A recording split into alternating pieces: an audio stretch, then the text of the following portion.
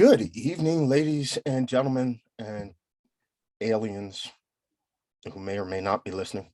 Actually, I think our viewership is higher amongst people on Jupiter than it is in the United States, and that's Yeah, saying probably. something. Yeah, probably. Well, if you can hear my voice or see my mug on your screens, that can only mean one thing. It is time once again for the worst 120 minutes in all of sports. That's right. It is the Too Many Guys Soccer Show, and I am joined, as I am every week, by my compatriot, my faithful companion, my partner in all things podcasting, producer Stead. How goes it? It's going well, going well. I'm on spring break this week, so I am sitting back and relaxing, trying to catch up on some good old R&R. But the good thing is I love that post-spring break run. You know, you're on the home stretch and you're just trying to get to that nice Memorial Day summer weekends are approaching. So yeah, doing good. I'm finally back in the basement where I belong, and I'm getting my setups going. And as Rob said, I'm about to become super podcast guy. So it's going to be fun. I was going to comment on this after about 3 weeks of you sitting on the floor. Now, like, you're back in, and I'm liking the setup. I'm liking the background. We got the good official mic going on. We're looking real professional. Yeah, we've got the records and the turntable and the painting in the background. It looks real solid. Like, this is a good look. Yeah, and it's great because I got the camera angled at such that you can't see the pile of boxes that are over here. So, because we're still a work in progress, but you know, let's hear about the pile of boxes. It's all good, man. It's all good. I want everyone to know we are a work in progress and we are slowly progressing forward. It's going to be good. It looks good. Like, I'm liking that. That's almost like a professional level studio background. Yeah, we're coming. Watch out. Making big moves. That's right. Making big moves. That's right. Good old hammer and nails. You can do it a lot. Yeah. So I'm heading out of town tomorrow. I'm going up to Philly, going to see Cheslea Mike and Professor Matt while I'm up there. Nice. Might stop in and see Larry the City Fan as well. Yeah. Cool. Yeah. We're going to do a big dinner tomorrow night. That'll be fun. You know, Matt, Mike, a couple other of our friends are all going to be there. It's going to be a good time. Good. A couple of people are on standby with bail money just in case we need it. Just in case. When we get together, you know, who knows what's going on. As they say, bad things happen in Philly. Yeah, that's true. My sister's there now, so hopefully, you know, and judging by her story, she's right. You're right. Absolutely. So, man, it's been an interesting week. Yeah.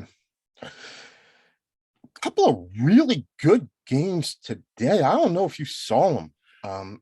I was hoping, and he may make it, he may not, and I'm going to lean on the side of not because he's having connection issues. But our good friend El Hadji Fall is actually in Senegal as we speak and was at that Senegal-Egypt game. Wow. 1-0 to Senegal in regulation and extra time. Settled in a penalty shootout. Sadio Mane hits the winning one, as Sadio Mane should, to send Senegal into the World Cup in consecutive years. And then, I don't know if you caught it, but the ending to that Cameroon-Algeria game was completely and utterly bonkers. Yeah, you know what? And I was actually able to catch the UEFA games, and I was trying to follow along on my phone with the CAF games, and to see the chat lines blow up and everything like that. That clearly there was something major going on. So then when I checked to see that Cameroon had gone through on away goals, I was like, okay, what happened? What's going on? So you're gonna have to fill me in on that one because I didn't actually see that game. It goes to extra time. Right before late in the game, Algeria has a goal in that's rolled off for offsides, and very correctly so. I mean, it's one of those where a guy kicks it in, players clearly in an offside position, never even tried to get back. Right. Goalkeeper spills the ball, rebounds, and the guy puts it in the back of the net, right? Clearly in an offside position. 119th minute, Algeria put it in, and they are running up and down the field and celebrating as they should. Mm-hmm. They're at home, 119 on a 120 game. You think you've got this one. Mm-hmm. Problem is 4 minutes at a time. Yeah. Yeah, I've been 120 seeing plus that. 4 with the single last kick of the game, which is a set piece to Cameroon. They score the away goal. VAR can't rule it off. There's nothing to do. Right. And Cameroon take it 2-1 in this leg. 2-2 for the tie, and they win it on away goals. And Cameroon goes on to the World Cup at the expense of Algeria. Yeah. That's, I'm not going to say anything as far as taking anything away from Cameroon. It's sad, though, that after Algeria won the last AFCON before this year, and then they went on that winning streak and they just could not be stopped, to stumble out of AFCON the way they did, and then to lose this on away goals. That's a tough pill to swallow if you're an Algeria fan. I mean, you had the strongest squad in Africa, basically. And due to various circumstances, you kind of walk away with nothing. And I mean, I think a qualification for the World Cup almost would have not justified, but it would have made the AFCON situation a little bit easier to swallow. And, I really feel for the Algerian supporters, because that just doesn't, that feels really, really bad. And now you're sitting around, you got to watch this cup. And, I think, though, what the CAF tournament for qualification spots really indicates is that I was firmly against going to 48 teams for the World Cup. Now I'm not so sure I'm against it anymore. Africa needs more spots. They just do. I think there needs to be a reallocation of spots. And this has to do with the fact that the traditional allocation is so Eurocentric, mm-hmm. in that Europe gets about 13 more, it gets 13 spots.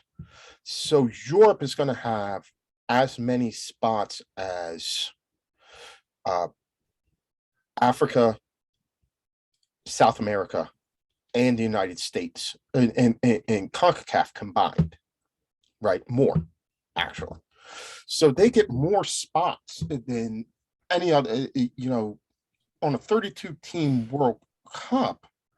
They get 12 spots, at least 20 for the rest of the world. Mm-hmm. That is uneven. Sometimes 19, yeah. Mm-hmm. That is uneven. It is uneven. That is uneven. It is. And but who loses out?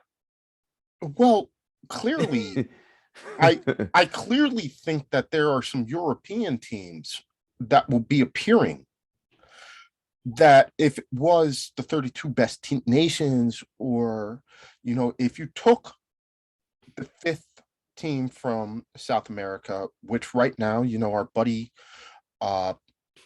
Byron Robb is down in Costa Rica, mm-hmm. for Peru, as they're playing tonight. That playoff with Asia is going to come down to one of Peru, Chile, or Colombia. Mm-hmm.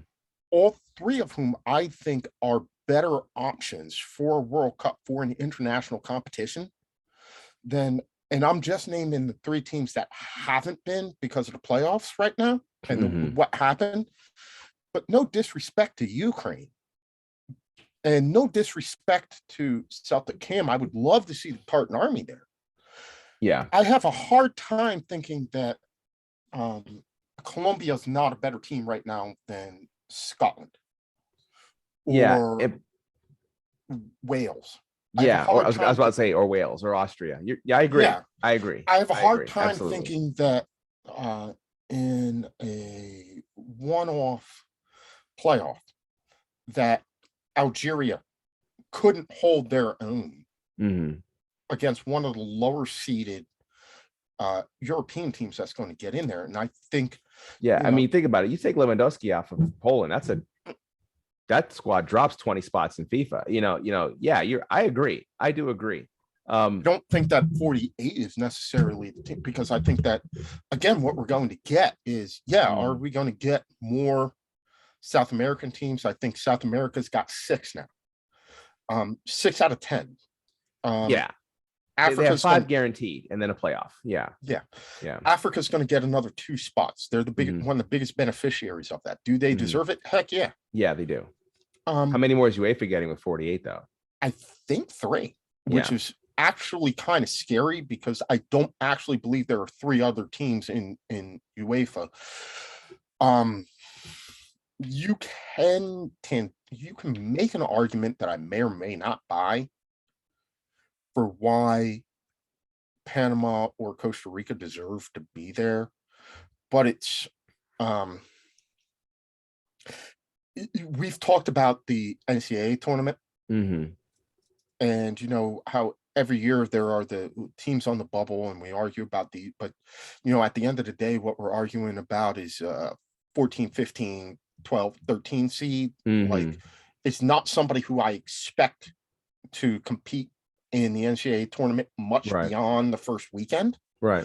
So what I'm arguing about when I talk about that is I'm arguing about cannon fodder. Right. So I think, again, I have a buddy who's El Salvadorian, and I've asked him, and what would it mean for El Salvador to get there? Oh, it would be huge for El Salvador to get there. But when you go into qualifying, what is your actual honest goal as an El Salvadorian fan when you're rooting for El Salvador and qualifying? Not to get tongued. Yeah. If you get to I guess it's called the Oct now, since it's 8 teams, not 6, not the X. But yeah, absolutely. You're sitting there going, well, maybe we can stump Jamaica and finish 7th or something like that. Once in a while, a Jamaica, a Trinidad and Tobago can make a run. Yeah. But El Salvador qualified, I believe, in like 1980, 82, I think it was, and they lost 11-0. Like, I believe that the worst loss ever in a World Cup was El Salvador. I could be mistaken. Don't quote me on that, but I feel like they got stomped in a group stage game when the last time they qualified. I don't know why I think that. And I also say all of this to say, when the World Cup expands to 48 games, please believe I am there for every single solitary match, and I'm not going to be apologetic about it. I am going to put on jerseys for teams that I know aren't going to win, and go out and meet people and wear it, because that's what's entertaining. I personally thought 32 was the sweet spot. You're going to have to give me some convincing to go to 48, but I'm still going to watch it. I'm still going to enjoy it. Yeah, I'm still going to watch it and enjoy it. I mean, I can't say that there was a specific number that was a sweet spot for me. I was, it's possible that you don't have to have every team in a group play at the same time. I mean, you could have a 5-team group. I mean, we've seen that done before. It's possible. Well, they haven't had every team play in this group at the same time, right? Since the Germany World Cup. Yeah, but even then, on a given day, the last match. No, but on a given day, if you have 5 teams, there's going to be a team that's going to get a little bit extra of a break in there. So how you allocate those breaks, which is the team that's going to get the all that is, but it's doable. All I'm saying, because I agree with you 100%. I can't say that 48. You don't want to oversaturate it, and but I'm also thinking that as more and more and more nations, as their development is increasing, their wealth is increasing. I mean, you see the biggest growth in any economic factor in the world is firmly in Africa. So as more and more nations that are football hungry and their fandom is just way bigger than countries that qualify regularly is, you have to wonder, 48 may seem like a lot now, but it might not in 16 years. It might not, it might be at a point where we're looking at this team going, wow, there's 10 teams in Africa that legitimately could qualify for every World Cup and should have a shot to do so. So it could seem like it's probably not the best move to do right now, but I can't say that in a decade's time, 48 would be too much of a thing. The only thing is, of course, does that put too much pressure on these players to play way too many games? I mean, hopefully they can there's going to have to be, there's still only 365 days in a year. There's still only so many games the human body can take over the course of the year. So in a World Cup year, adding that, how many more games is that going to add? 2, 3? If you qualify, is it going to add more and more and more? Yeah, it is. So is it going to take longer? Yes, it is. It's going to cut down on whatever vacation time you have. Yes, it does. So is that going to overdo it to the point where the players are going to be just even more beat up than they already are?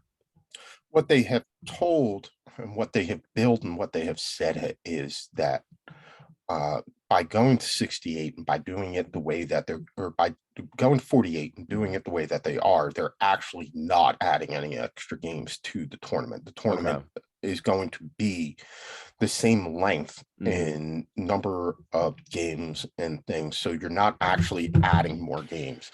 They're not going to a 5 or you're going to have 6 teams in a group or something like that. Right. I don't really see how it's going to work. Well, the problem is group stage is almost going to become ancillary, because you're going to have 3 games in the group and whittle it down to 32, and then have knockout rounds going from 32 to the finals. Right. So that's going to add 1 game. 1 game total. Yeah. To the whole entire tournament. Yeah. So we're not.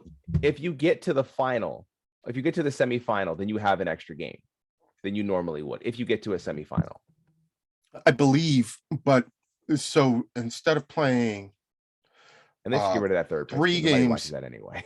Well, instead of playing, so what they're saying is now instead of playing 4 games in the group and then around the 16 game, you're going to play instead of playing 3 games in the group, you're going to play 2 games in the group, then a 32, 16, 8 semi-final. So we're having 3 team groups.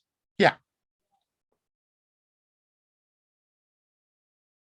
So there's going to be around 16 groups. That's a lot of groups. Well, what is it? Yeah, 16 groups of 3,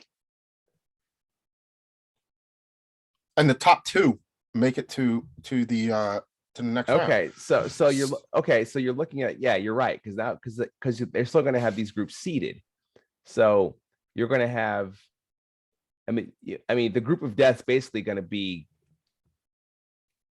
it's not going to be quite so dramatic, is what I mean. It doesn't seem like you're going to have that group of death situation, because if 2 teams go through and you have, Brazil, and then you have Poland, and then you have, let me think, who's a minnow in Asia, Saudi Arabia. Okay, well, it's pretty obvious what's going to happen there.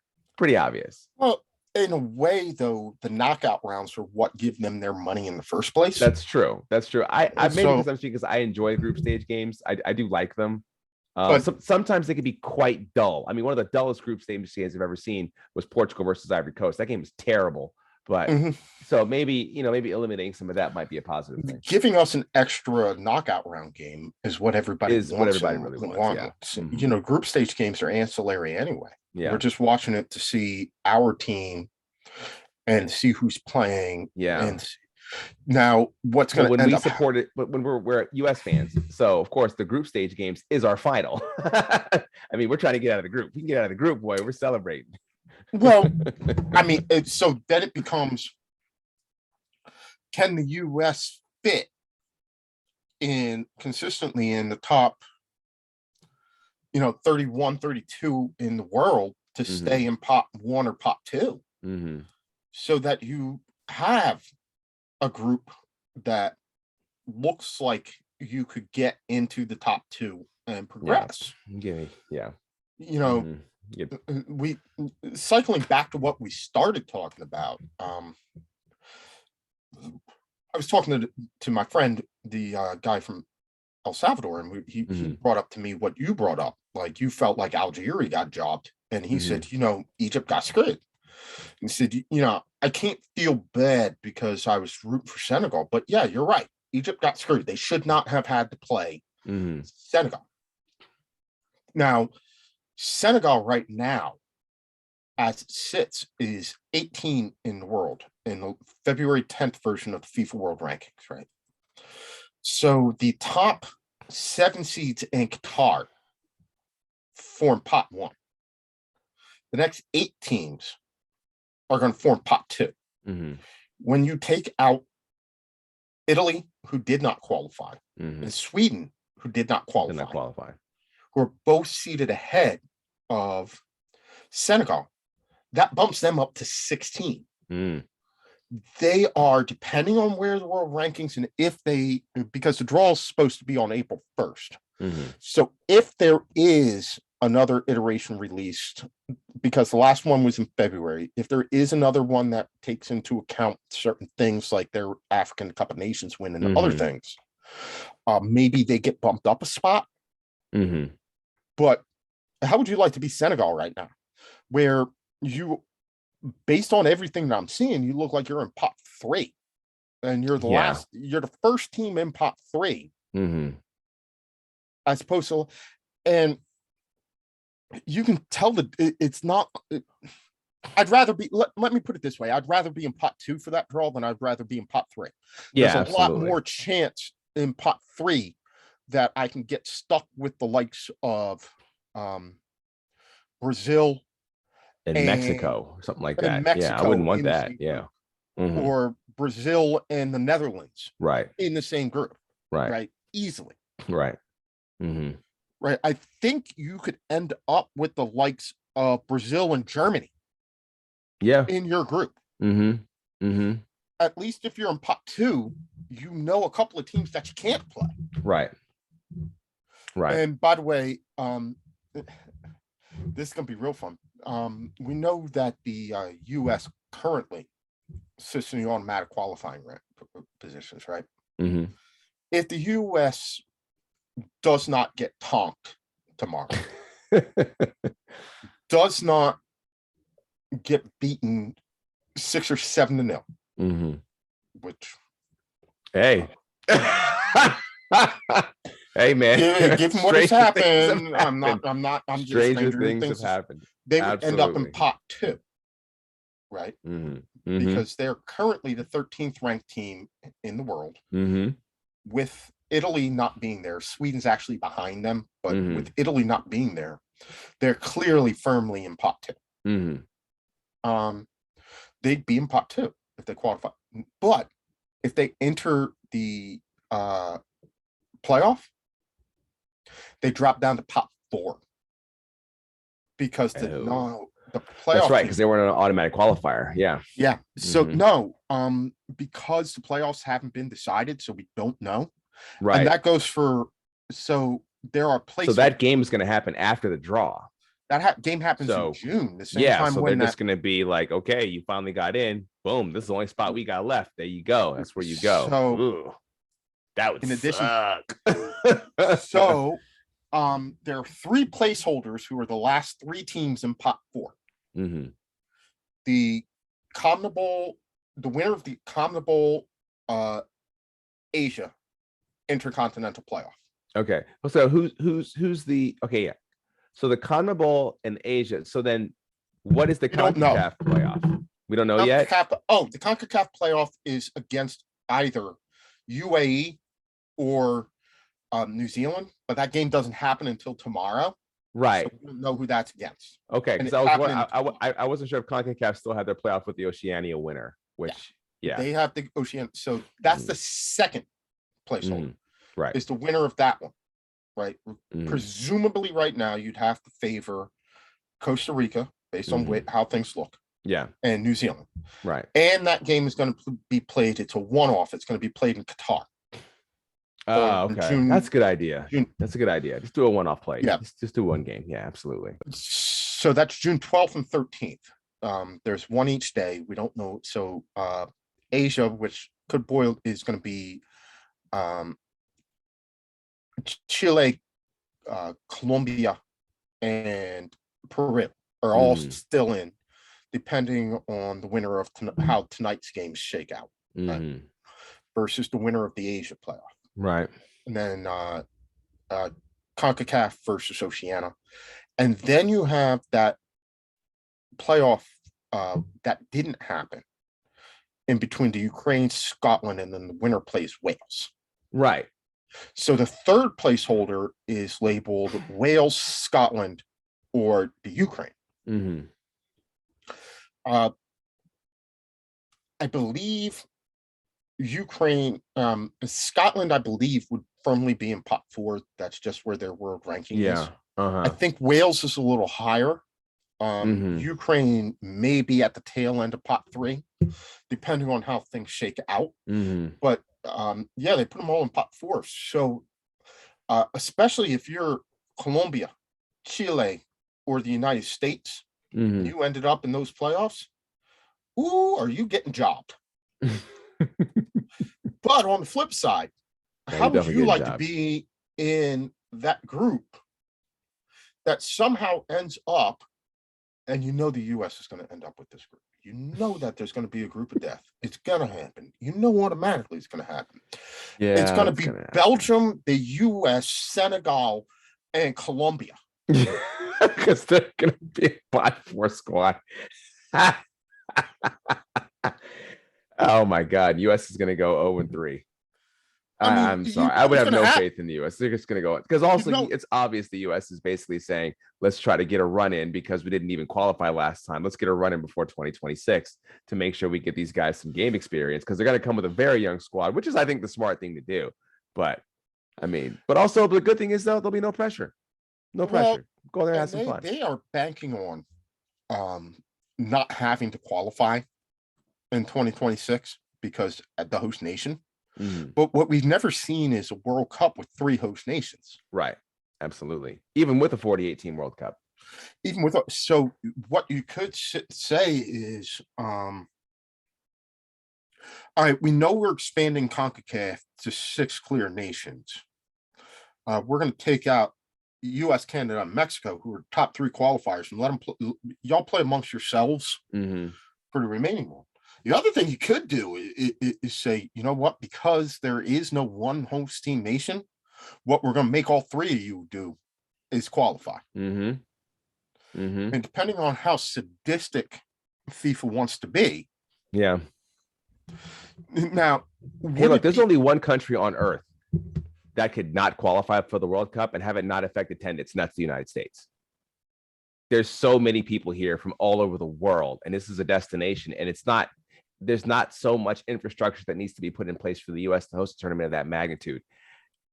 And my point being that I could see them doing that. Absolutely, I could see them doing that. Absolutely. But could you see a scenario where the corollary to that is there's one nation that could host a World Cup and not actually be in it? And that's the U.S. That's the United States. Yeah, absolutely. And it would be very well attended. Very well attended. Yep. Everybody would love it. Everybody would have a good time. There's so many host cities with massive hotel space, and they could pack those stadiums, and it would be no problem at all. No problem at all. So because of that, you can see FIFA saying, screw you, United States, you have to qualify. Yeah. You know what? Canada and Mexico, we're going to give you guys a bye, but exactly. You actually have to qualify. But if that was the case, I hope that given the competition, I hope they would be able to manage it. I think they could. But you know, one city that won't likely be hosting a World Cup game when it comes? Minneapolis. I don't think Minneapolis was even part of the bid. DC. Yeah. DC. Simply because the stadium. And that's a doggone shame. Yeah, well, hopefully they'll get the new, I refuse to call them the new football team. Hopefully they'll get a new stadium by then, because you can't have it at that dump that we saw that rugby match at. Yeah. Well, I'd rather have it at that dump where we had that rugby match at than try and drive down to Spotsylvania or Prince William County. Oh God, no. Yeah, and you can't, Audi Field is also, that's ridiculous. You can't have it there. Oh, it can't be at Audi Field. Can't be because Audi Field doesn't. I think the minimum capacity for a World Cup stadium is 25. Right, and Audi's not 25. Yeah, that's like having a World Cup game at what is it, Vitality, where Bournemouth play. Like, you can't do that. You can't. No, I think the minimum.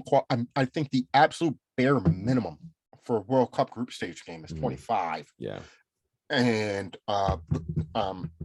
so all of these MLS soccer specific stadiums that we have, They wouldn't fit. Yeah. They wouldn't fit because none of them. It's also going to be interesting though, because for example, Atlanta, which I know is part of the bid, and the Mercedes-Benz Dome, having talked to a lot of guys affiliated with Atlanta United, although it is a football stadium, right, by stock and trade, it was largely built to accommodate Atlanta United. So it configures very well. It does. Or it's wide. It's very wide. I mean, you can see when you watch the football team play, the amount of sideline space that team has is much greater than the traditional. Even go over to FedEx. It's actually, at least on television, it appears wider. Plus, the seating configurations are designed, at least for the lower bowl, to have good sight lines for both NFL football. The biggest problem with that is it's a turf field. Yeah. But it's a retractable roof. Right. But it's a turf field. Yeah, but look, I mean, they kind of made the mistake. Well, they don't have the space. Well, actually, there's no stadium that has a greater chance for urban sprawl than Atlanta. But, look at what they do in Phoenix. I mean, for the Arizona Cardinal Stadium, they have that field that gets shipped outside and then because they wanted to have a grass field. Who wants to play outside in Phoenix in the summertime? But they wanted to have grass field on that, and so they built something that did specifically. And it's a nice stadium. It's a really nice. Stadium. What doesn't do that? The Mercedes-Benz Dome. Of course not. Yeah. Well, that's what I'm saying. It's like they kind of dropped the. I mean. Further thought would seem like that would be better. I imagine that there's some contingency plan where they could put down a turf field over top of it. I think they did that. I know. I don't need to think. I know they did that in Detroit for the last World Cup, even though it was absolutely horrendous. It was. Yeah, the 94 Cup. And I think, US played there. And that was, you could see from the television that it was weird looking. And that was pre-high definition. I remember I was 16 watching that game. I think they've gotten a lot better because they've also done that at Energy Stadium, or whatever they now call that, down in Houston. So it's going to be real interesting to see, because also another one is Dallas. That would have to have a grass field laid down. A lot of them would have to have as much as I want to say New Orleans, I part of me wants, okay, is New Orleans going to be part of? But then, as an American, how do you not have a World Cup game in New Orleans?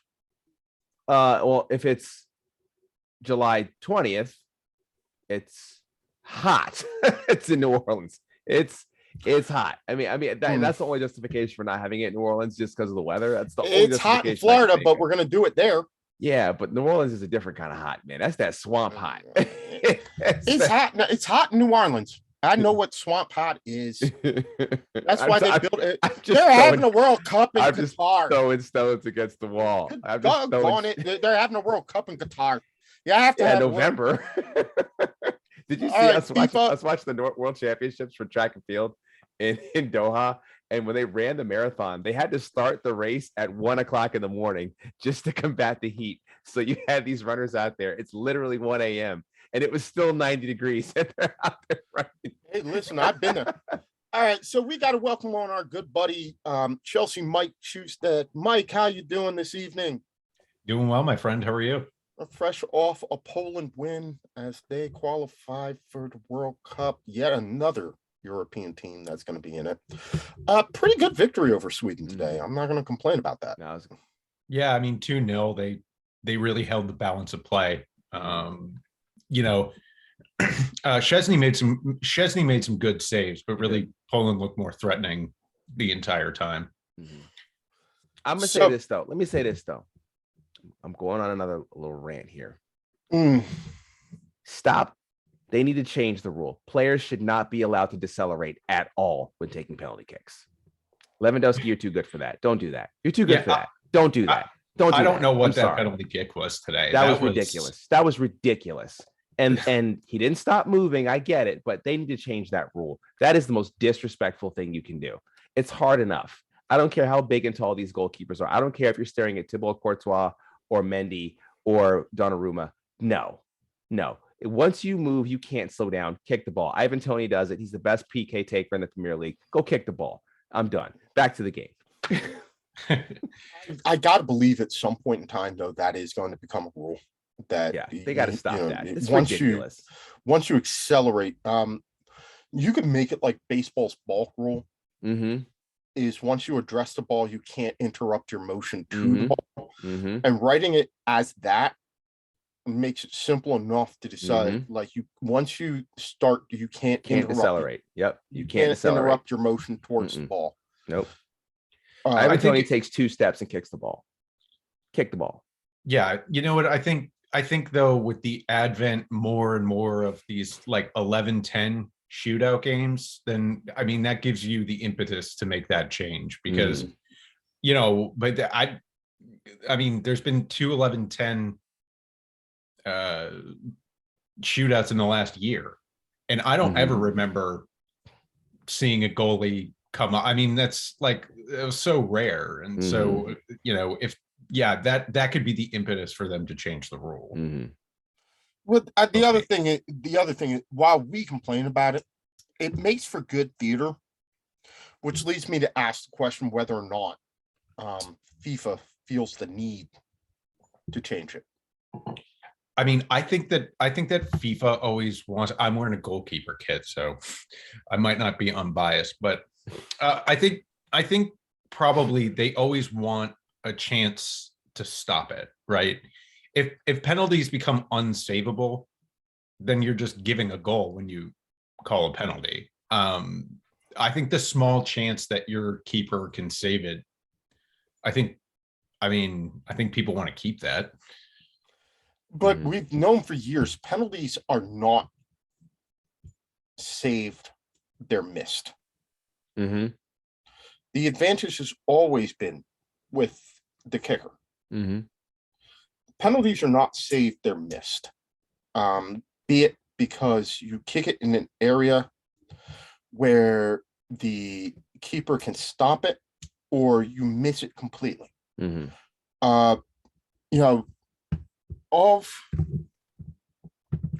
the kicks taken today in the Senegal match, I believe it ended like it was either 2-1 or 3-2. 2-1 is what I thought. No, I think it was 3-1 because there was no need for Egypt to take their final kick. Okay, so it would have been. Mane made the third one, and they were like, "Well, it doesn't matter." Okay, so most Koulibaly hit his off of the underside of the bar. It bounced off. Salah skied his. Yeah, with 4 laser beams pointed in his face, which we can talk about later. Well, why talk about it later? That was absolutely atrocious. Look, this is just another stain on CAF. It's another stain. What is wrong with y'all, man? But that's not CAF. That's not CAF. That is not CAF. That is not CAF. That is the referee of that. You can match. say that all you want. It's still CAF. It still reflects poorly on CAF. Yes, it does. It's still a CAF referee. Exactly. It's not a CAF referee, though. It still reflects poorly on the organization. It does. All that referee needed to do was stop that game because it looked like a Disney light show down there. It was terrible.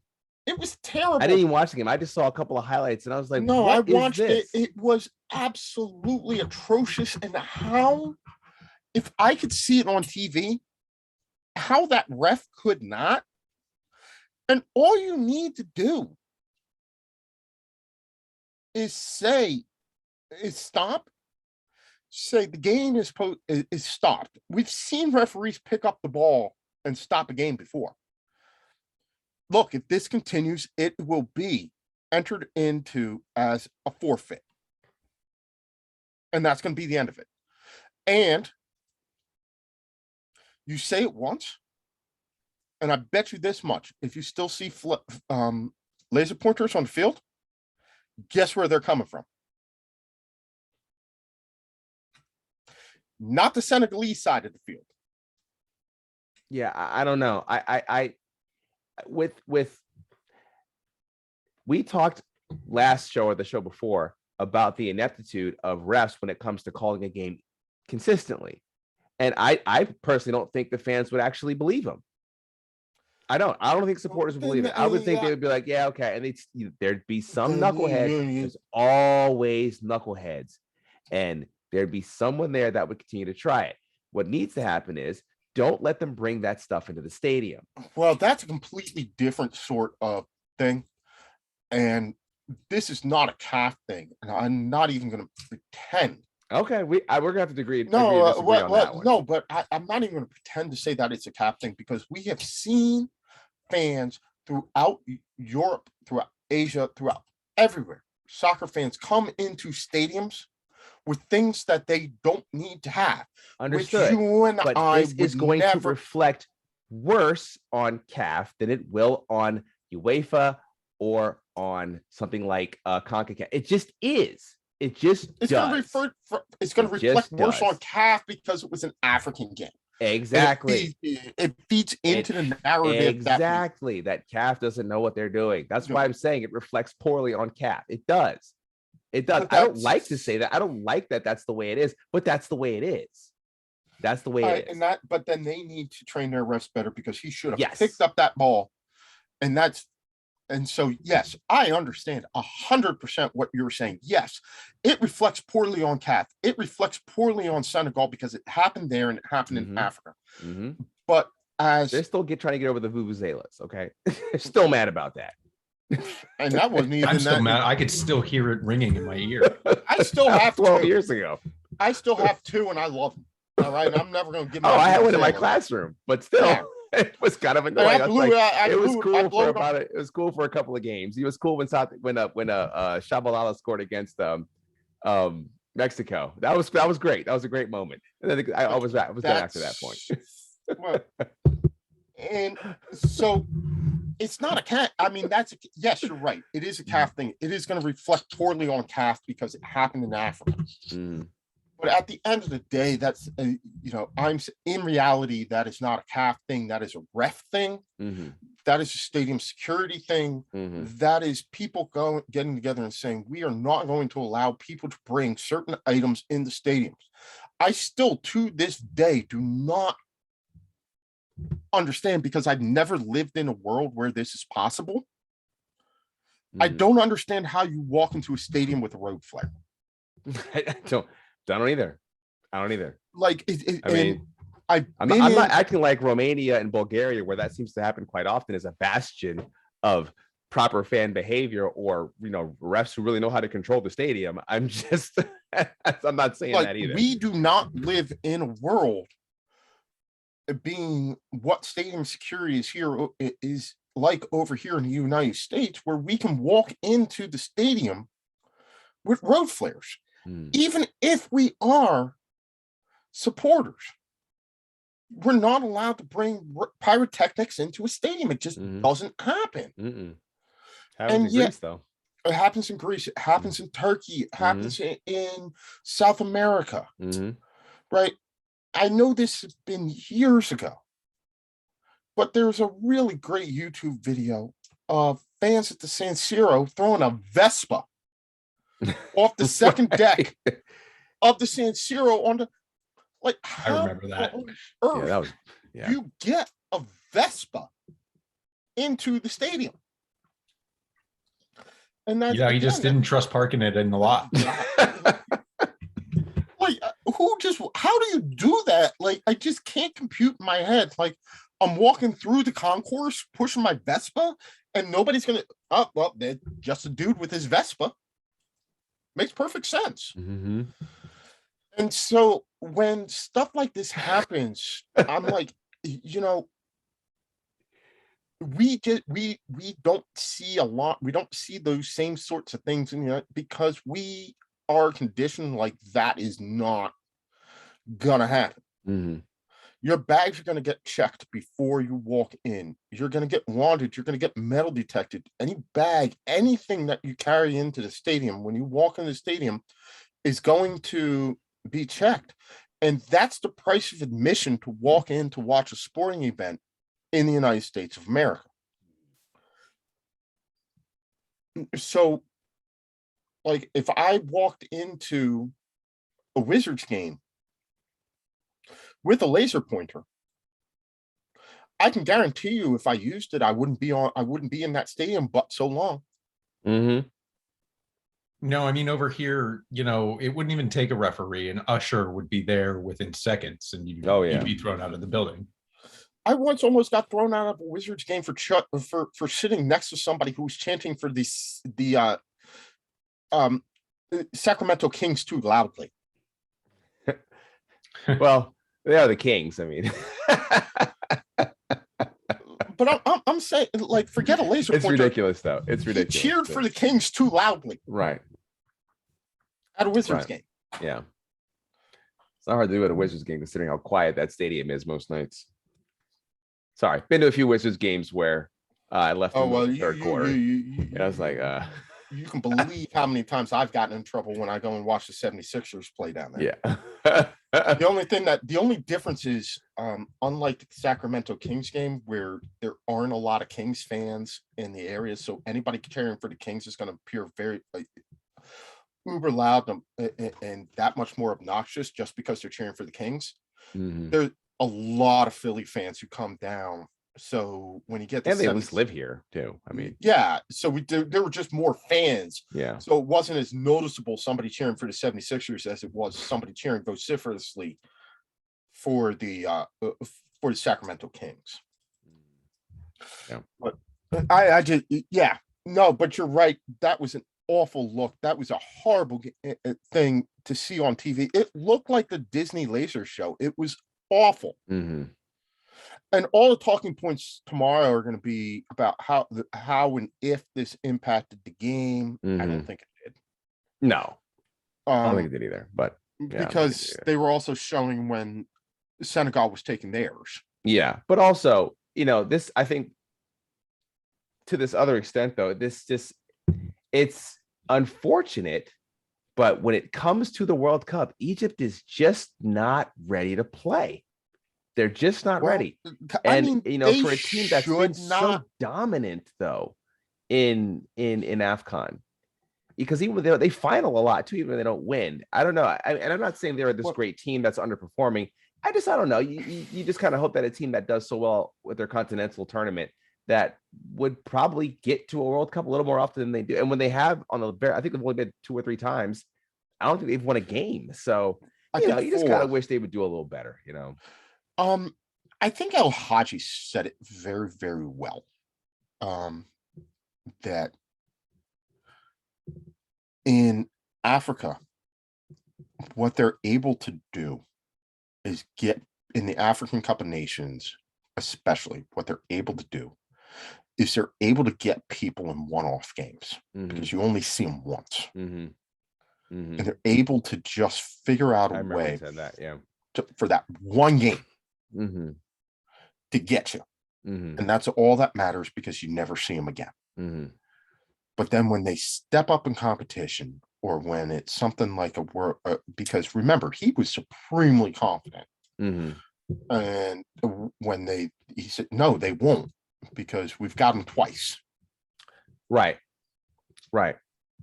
And they won't. That was right. He was right. He was exactly right. I remember that. Yeah, he was exactly right. And I think it might have been a little bit closer than he thought it was going to be. Mm-hmm. Certainly because, and let's be, to be honest, Senegal in the second half had about 5 clear-cut chances, including one Sadio Mane chance. That was like Christian Pulisic against Mexico, where it was actually harder for him not to score than to score. Mm-hmm. And the Egyptian goalkeeper just stood on his head. Right. But they clearly had the attacking impetus and created the better of the chances throughout, especially the second half of that match. Had they lost, I think it would have been I would have been more hot under the collar because I would have said, like, I think the best team over the totality of the 2 legs did not win. But as it is now, I'm just stuck saying, like, I don't think it's fair. I think Egypt should have had a legit shot to be there. Yeah. So, yeah. Yeah. Mike, I know that you were watching Europe, not Africa, like I was, and Poland, especially. But yeah, I was too. what were your thoughts on the UEFA qualification? We had Portugal going through and Poland coming through at the expense of Sweden. Yeah, I mean, well, North Macedonia had a great run of it, didn't they? But I think at the beginning of the day, you probably would have put Portugal through. And I mean, Portugal actually has a really good collection of talent. Every time I see the Portuguese roster, it's like, wow. And Fernando Santos get them to play football. Right. And I mean, that's the big question. The talent's all there for them to win. And, I wouldn't even put it past them to go ahead and do it. Like if I'm picking a couple different brackets, I might go ahead and throw Portugal as a winner. I think they have a lot of qualities.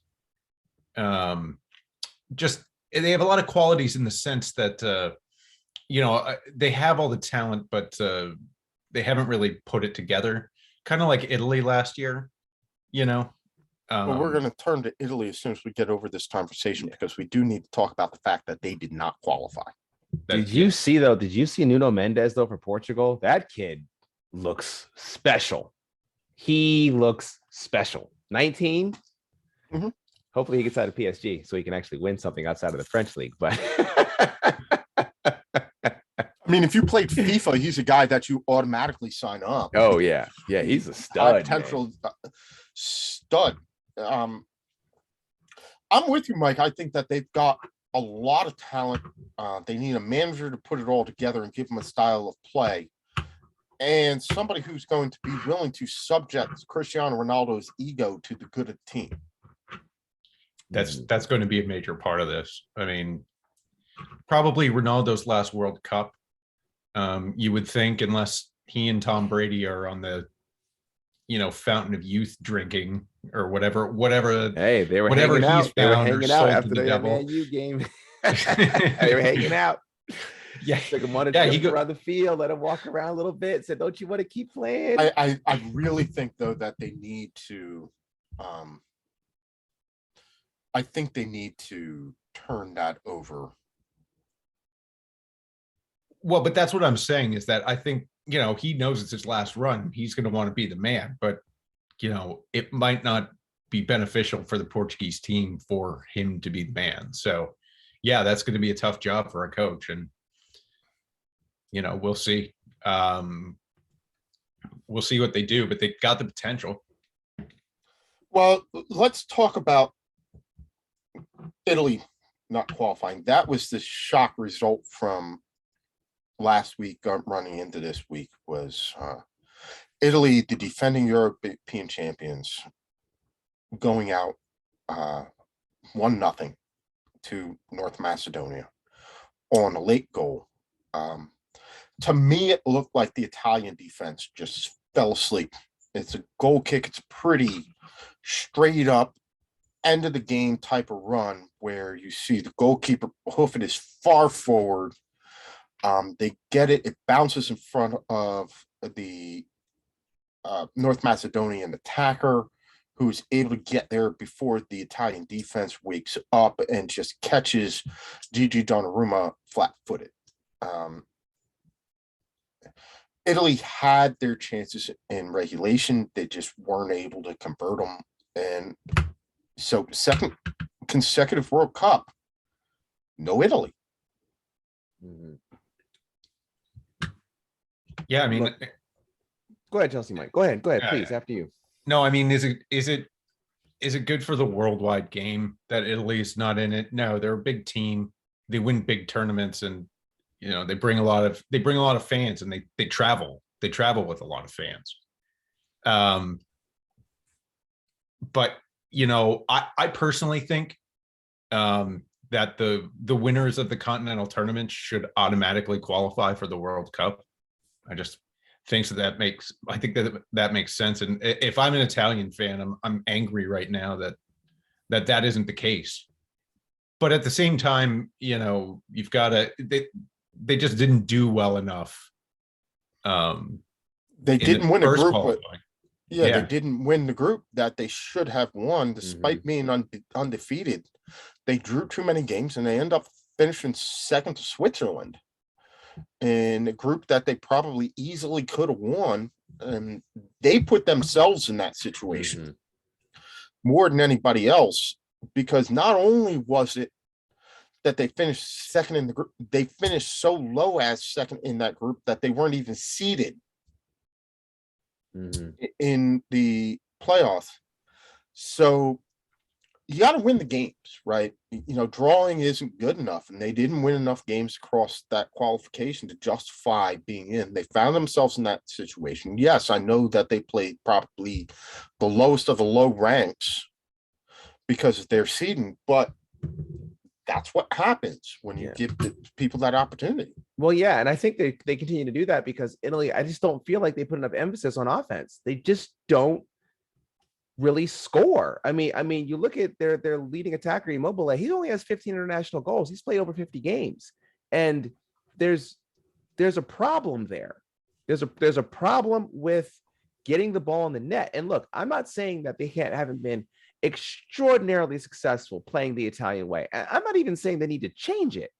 I'm just saying in this particular go round, the lack of goal scoring really seemed to be what drew them in. I mean, they had some big wins against teams like Lithuania and stuff like that, but they're scoring a goal. They're getting a lot of one. Where is the disconnect in between what happened in the Euros? Yeah, where in a lot of games, exactly, they were scoring for fun. Right. That's what I was going to point out. Was like in the Euro, they were scoring 2 and 3 goals when they felt like it. And then to go from that, but then you look at the previous, outside of games against Lithuania, they didn't score more than 1 goal. So I don't know. It's very odd. I think it's very odd because, you're looking at a team who during the Euro, we commented how good they looked. And they're like, look, nobody really was talking about Italy. But after a couple of group stage games, we were like, wow, these guys are really, really powerful right now, even with the team look to be aging a little bit.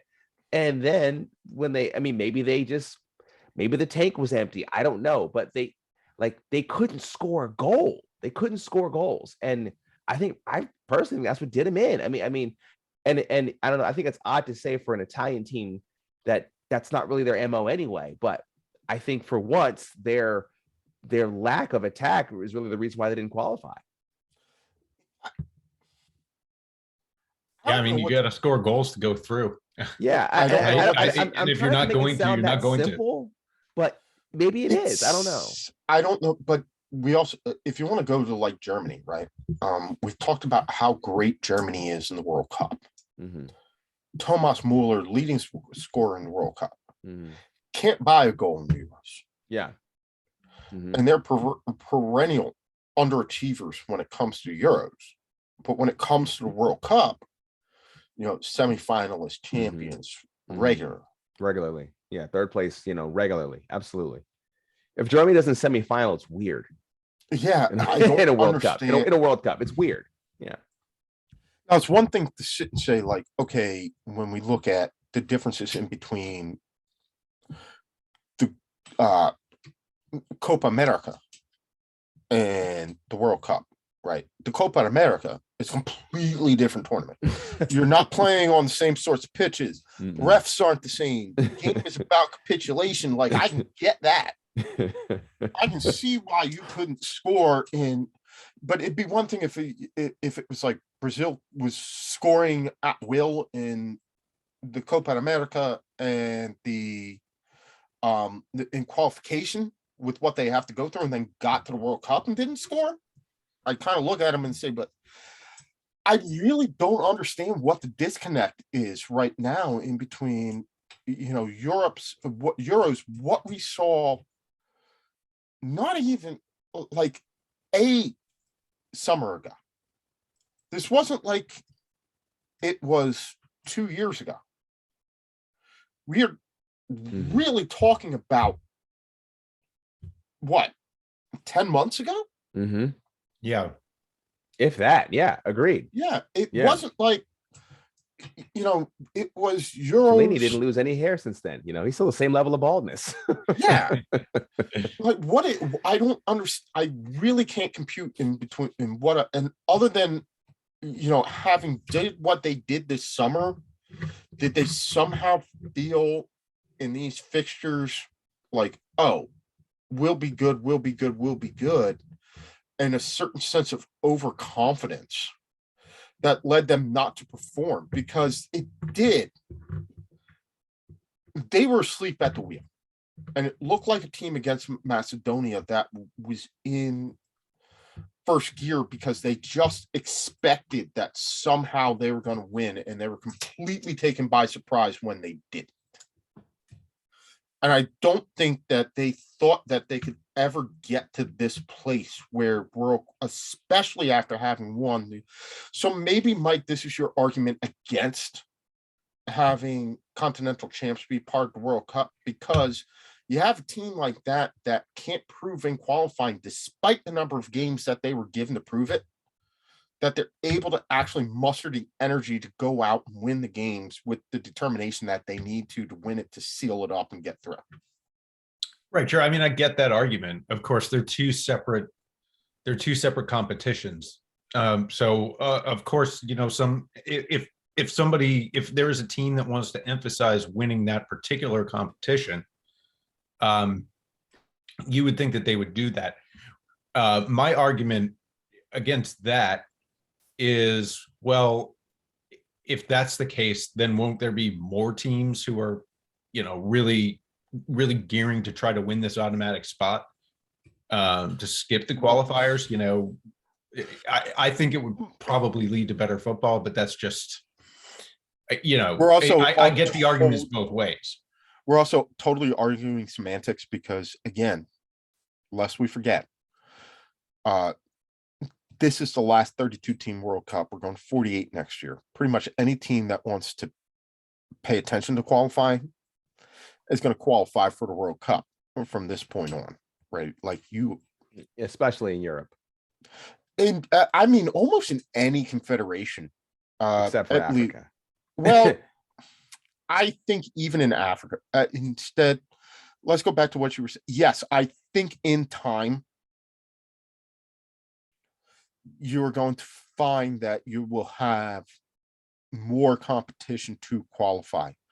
I would say it's going to take at least 3 World Cup cycles for that to happen. But I think both the teams are going to start to step up because they're going to get better, because qualifying for the World Cup is going to generate more attention, it's going to generate more focus, is going to generate more passion. You're going to have more kids playing, things like that. All right. Rising tide lifts all ships. The other thing is that we as fans are going to get more used to the qualification process.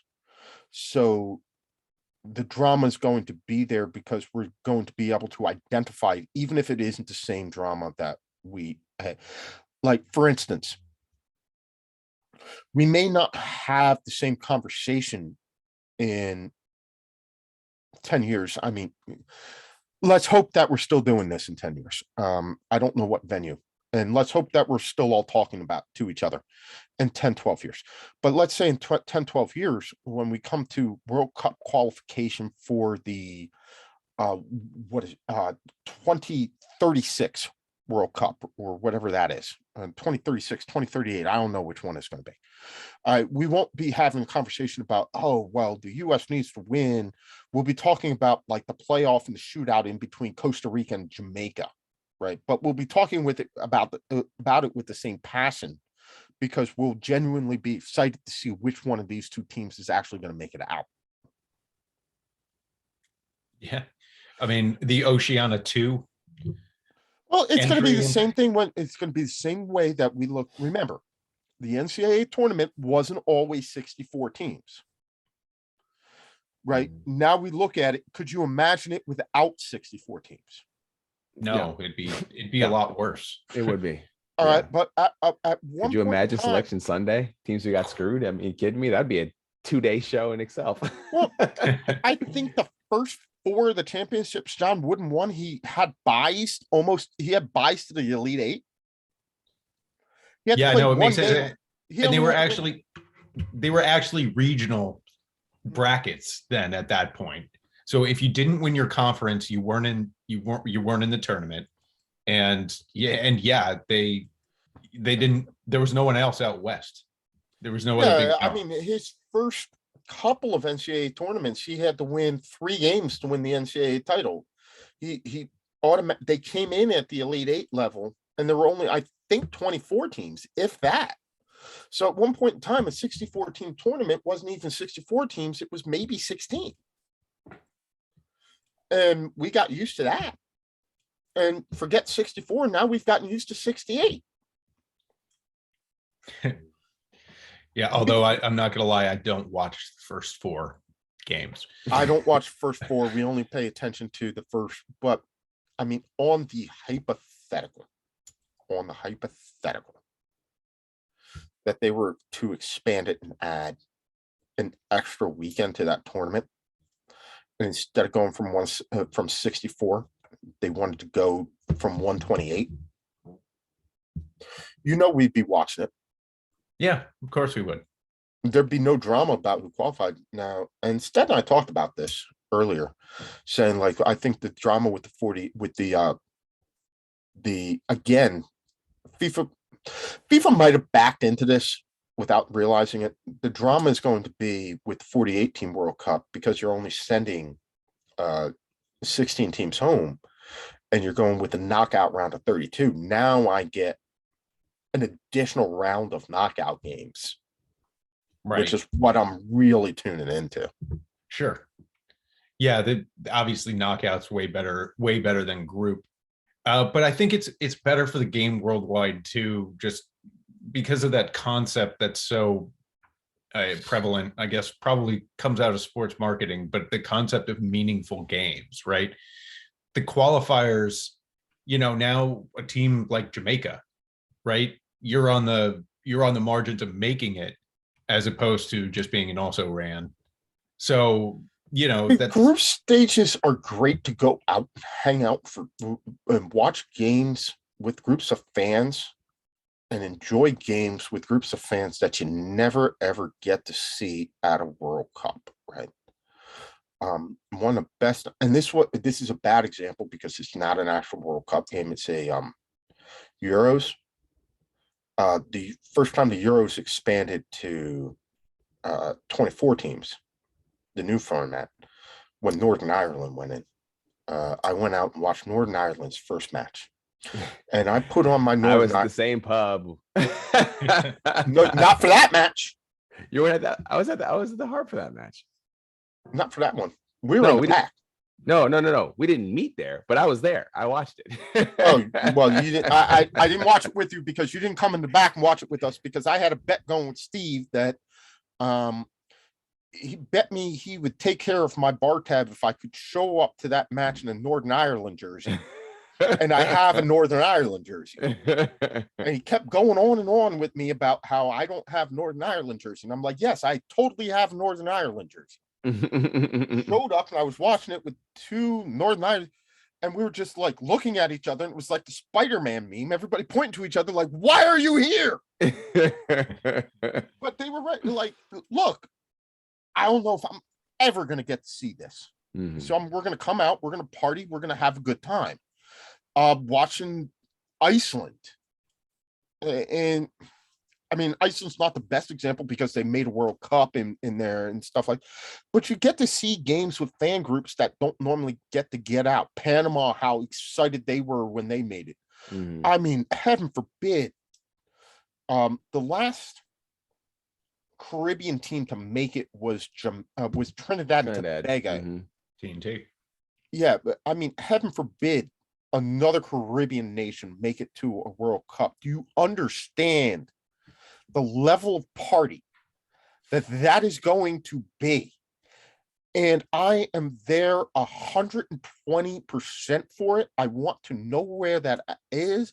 I'm buying the jersey. I'm coming. I'm bringing the reggae, the calypso, whatever island's music it is. I'm showing up and I'm staying. Because Stead, that's going to be a good time. Oh, God. Absolutely. Absolutely. Well, that's what I'm saying. They need to block off a couple of streets for that one. But that's what the perks of this format change are, right? It's not necessarily going to be. It's a very good point. Yeah. In the World Cup finals itself, because there's going to be a lot of blowouts in those two preliminary group games, right? Because there's going to be a lot of teams that are not as good. But it's gonna increase the excitement for qualifiers for these marginal teams that weren't going before, but now can. And then I still, one of the best moments that I remember watching football was watching Spain-Ireland in the Euros. I gotta believe that was 2012. Ireland's completely getting blown out at this point. It's 3-0 to Spain, the defending World Cup champions. And all this fans in the stadium, and ergo all the fans in the bar that I was watching it at, for those up in Philly, started singing Fields of Athenry. And it was one of the best moments that I can remember, because it was like, we lost this game and we knew we were going to lose this game. They're really that much better than us. But you know what? We're going to have a good time doing it. And everybody sang Fields. Go back, watch the video of that. It is absolutely spectacular.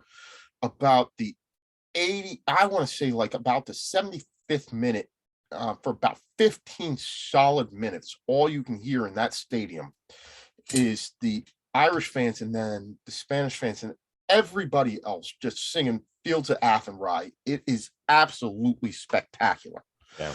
And getting to do that that's why I'm not so against that's why I said, we're going to get used to it. It's going to be a change. You're not adding any more games. You're giving me one more round of what I actually like, which is the knockout rounds. And I get one fewer group stage game. And I can just enjoy those, 2 games. Everybody gets 2 games. Everybody's happy. They get 2 games. And then 16 teams that don't need to be there go home. But we got to see them twice. I'm good. I'm good. Well, you know what though? Yeah, you can anticipate there's going to be a lot of complaining during those first 2 games when Belgium beats Jamaica 7-0. Or when teams need to be here. Yeah, or when a guy like a Romelu Lukaku type player gets hurt, right? Playing against Honduras. Actually not even Honduras, because Honduras can qualify without this. But you get what I'm saying. A team like Jamaica will qualify, and then because I will say this because I have a dear Belgian friend, right? And if he wants to complain about Belgium beating Jamaica 7-0 in the first round, I'm going to say Kurt. That's why, because we should have watched it at the Jamaican bar. You'd have had way more fun, even in your Belgian jersey. You still had more fun if you watched it at the Jamaican place. But you wanted to go pate and some jerk chicken. You would have been happy.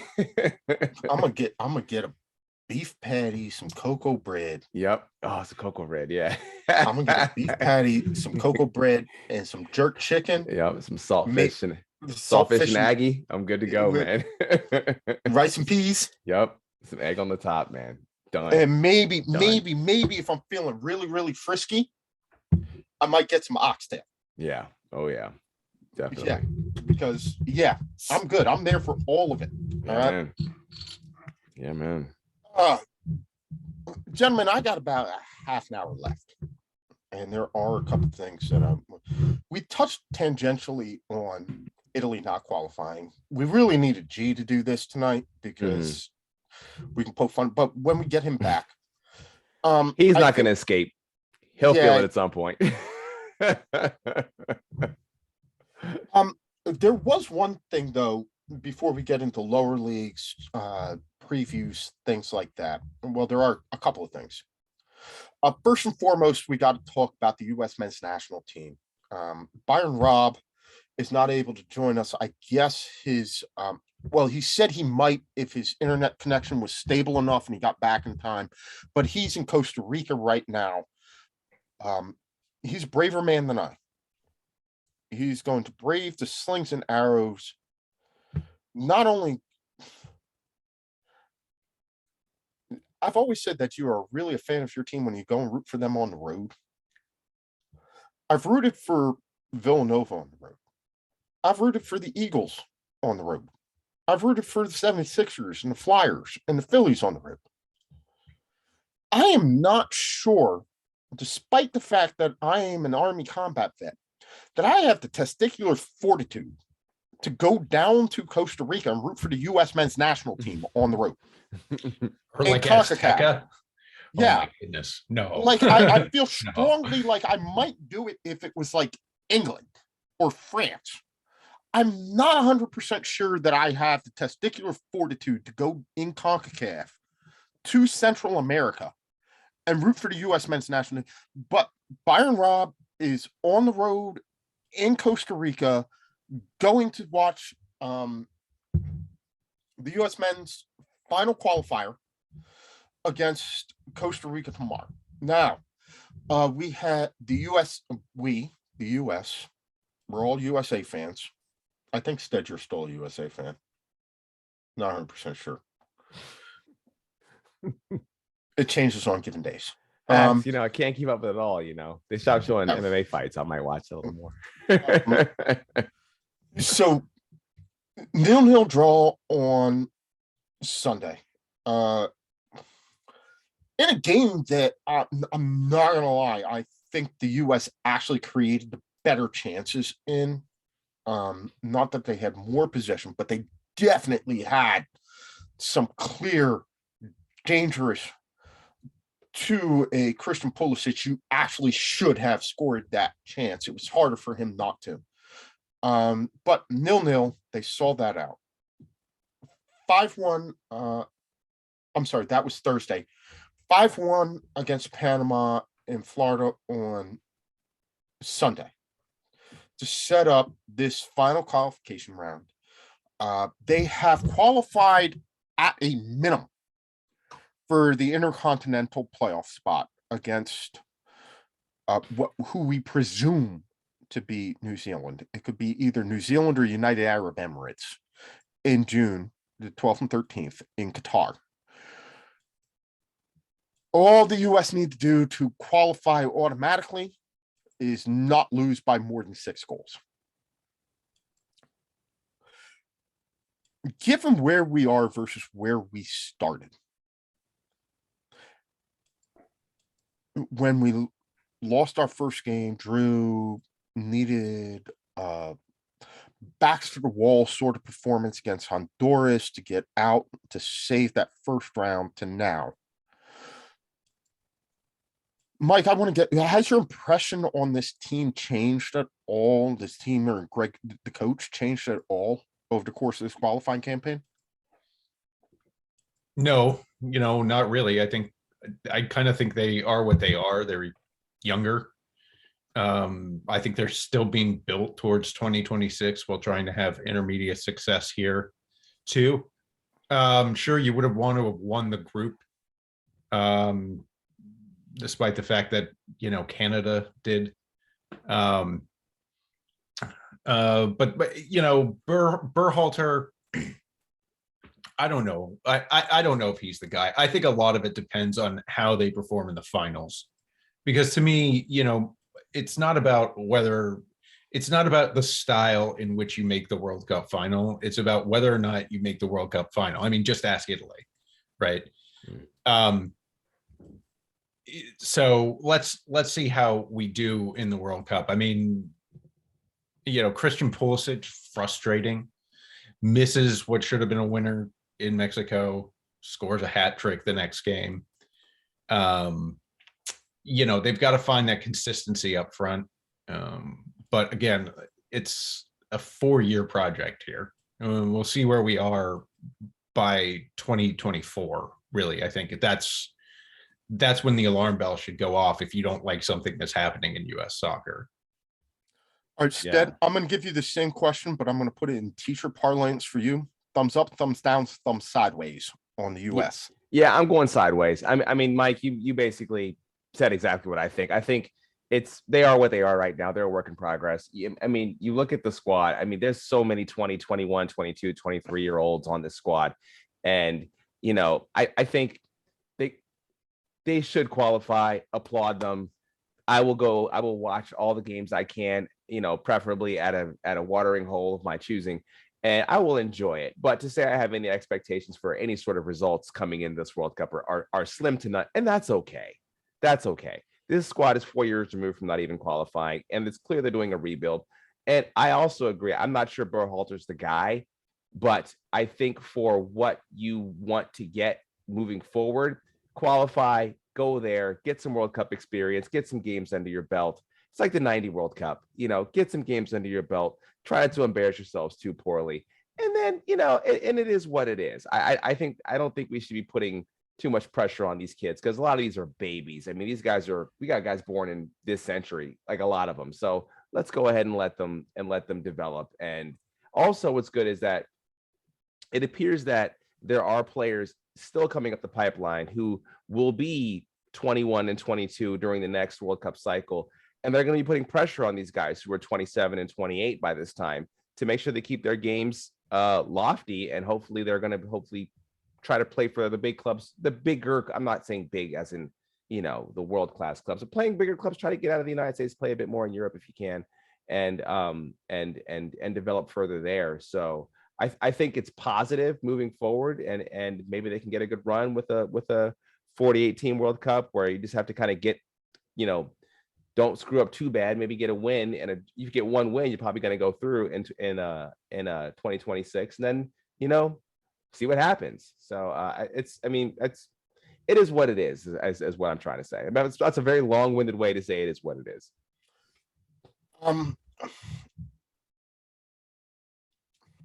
I guess I'd go thumbs diagonal in an upward direction, like not thumbs diagonal down, but thumbs diagonal up. I have seen a lot of growth. I don't think had the Azteca Mexico game been played in September, they would have been able to get that result. I don't think that I would feel the same way because I don't think that they would have gotten that result. I don't think that they would have put themselves in a position where, but for a couple of missed chances, they could have won a game, right? Mind you, we've never won a qualifying match in Azteca. And while we'll walk out and say, okay, that was a point gained, right? The U.S. gained a point in the draw. There was a feeling afterwards, having watched it, like the U.S. actually, and I never thought I would say this, the U.S. actually let 2 points go in Mexico. They had the opportunity. They played themselves into a position to actually win that game and looked pretty coherent doing it. And while missing some key players in Serginho Dest and Weston McKennie, who I know would have made a difference, there was a certain mental toughness that I saw, a dedication to purpose and a realization of how to execute in the last 2 games that I haven't seen in a long time. Now, that can all go down the tubes, and I can totally be singing a different song if they go down and they poop the proverbial bed in San Jose tomorrow. But as I sit here at 10 o'clock on Tuesday, March 29th, having not played the game against Costa Rica, I haven't only watched them in this cycle play at in this particular window play in Azteca and against Panama. There was a realization of purpose and an ability to execute it that I feel has been lacking. There is a lot of potential in the squad. Y'all have both alluded to the fact that, this is a squad, the majority of whom are 25 and younger. They should form the core. And even though I know at best 50% will be on the roster for the next World Cup, I'm more likely to say a third are guys that would still, a third of the guys that are playing right now are guys that we would see. So 22-man roster, give me 7 or 8 pure holdovers. I'd like to see 10, 12 would be really amazing. I think more likely 8. But what you're seeing is growth. You're seeing it in the right direction. My expectations, should they qualify for Qatar, are still not particularly high, but I like a lot of directions that I see. And that's more from the players than anything else. There's some really exciting young talent on this team that's been given a chance to grow and grow together. That Tyler Adams and Yunus Musa could play so effectively, having lost Weston McKinney, who was substituted for Kellen Acosta, who came in, and they looked like they knew what they were doing. Timothy Weah has been a revelation. You got Gio Reyna coming back. Brendan Aronson's injured, not playing. Christian Pulisic, I don't know what to make of him. We still need a striker. We have so many doggone center backs we don't know what to do with. Anthony Robinson has absolutely made that left back spot his. Love it. We're missing Serginho Dest, but DeAndre Yedlin came in and played a good game. By the way, if the announcer referred to Anthony Robinson one more time as Jedi Robinson, I was going to break a beer bottle over his head. But Miles Robinson, Walker Zimmerman, great. We have banged on about the fact that somebody who's playing as well as he is and as young as he is, and Cameron Carter-Vickers, can't get a game.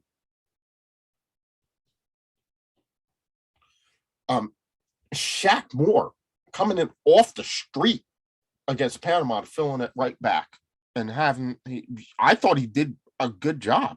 Mm-hmm. Like, as Indiara once said, there's hope. And that is one thing that I have wanted for so many years from this U.S. men's national team. Do I think that Greg Berhalter's the guy? I honestly do not know. I know his contract lasts through the World Cup cycle.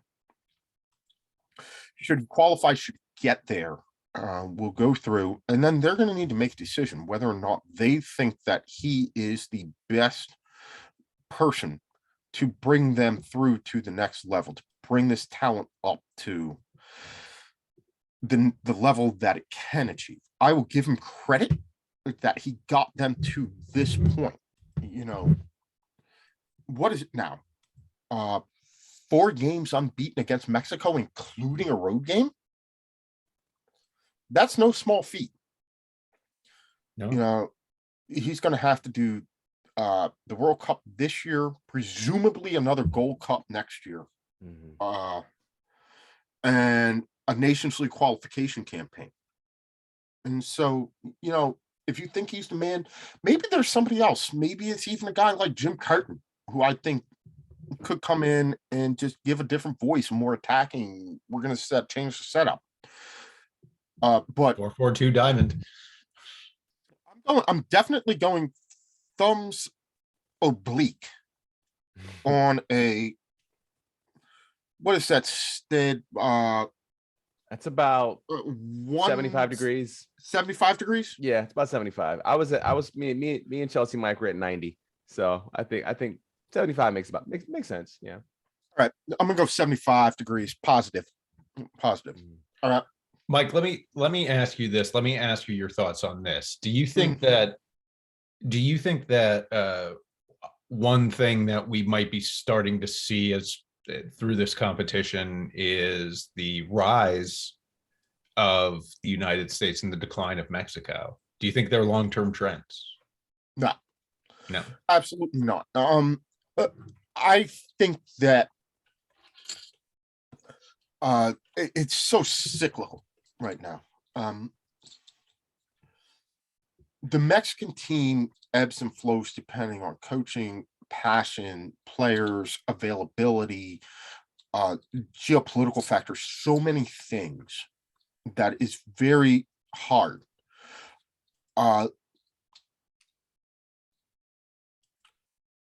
Tato Martino is not Mexican. He's Argentinian. He's coached for Barcelona. He's coached in Argentina, and he's coached in the MLS. I say this to say, I don't know. I think that he's a great coach. I think that he's a great manager. I don't know about his ability to understand and communicate with the players that he's managing. Number one, I don't know if he is aware how much background he had, how much understanding he had of the types of players that he was going to get, how much familiarity he had with the Mexican game, the domestic game, and the foreign players, of which they have a lot, and they have a lot of good ones. I know that Argentinian Spanish is not Mexican Spanish. Ergo, I question how effectively he can communicate with his players. So I say this to say, I don't know if he's the right guy for that job. I think he's a phenomenal manager. I think that he does great things. I think he was great at Atlanta United, where he had a lot of South American players who he could communicate with and get to play the way that he wanted to in a club system where he was working with them week in, week out. He's not doing that now. Right. I think that they have had some bad fortune because it's a team that has a lot of great players, and probably 1 through 11, 1 through 14, by far the most talented team in CONCACAF. The problem is they're not the deepest. When you lose somebody like a Raul Jimenez, for as long as they lost Raul Jimenez due to a head injury, there's not a like for like. And so I think that this iteration is not clicking together because it's missing some pieces. There are some things that they need to get together. The federation needs to get the players. They need to get the right coach. They need to get back to recruiting. We've seen this happen.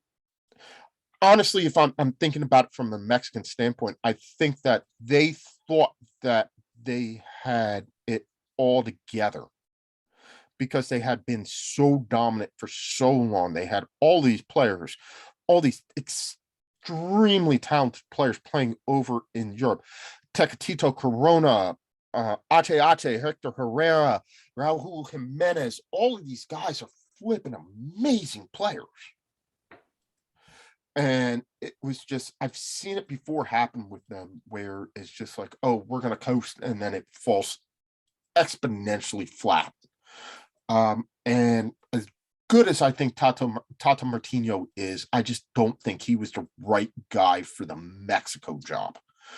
I think after this, if they they've qualified. I think they'll go through the World Cup. I think they'll reevaluate. I think that Mexico needs to get a manager who is intimately familiar with Mexican players, where they're coming from, who knows the language, who understands. And I'm not necessarily saying that has to be a Mexican manager. For all intents and purposes, it could be a U.S. manager of Mexican origin, but somebody who's familiar with the Mexican game to go down there, the Mexican league, to go down there, know what players to get, know what to look for, be able to communicate with the players, and put the style of play that most suits them onto the field. And if that happens, they're going to be off and running again. Yeah, you know what? I agree with you that, you know, it's a cyclical thing and you're always going to have your ups and downs. But honestly, if I'm a Mexican fan, I'm nervous, right? Because Mexico's dominated CONCACAF for as long as any of us can remember, certainly. But you know, you look right now, the rate at which the United States and Canada are exporting players is now similar to, if not exceeding, Mexico. We're getting more competitive in the, you know, in the Champions League, in the CONCACAF Champions League with our club teams. I think Mexico sitting there and knowing that our American kids and Canadian kids are playing soccer now at rates that are, you know, growing every year. Yeah, no, if I'm Mexico again, I don't think I'm not going to qualify for the World Cup ever, especially with them expanding. But you know, you don't want to be the little brother to the U.S. and Canada. But they're one or two players away from being. Mexico's not worried about qualifying. They're not worried about the U.S. They're not worried about Canada. And I say that to say, like, they're going to let us do what we do. All right. If we qualify ahead of them, fine. As long as they don't lose it as Azteca and they don't get embarrassed too badly in the United States, they're fine.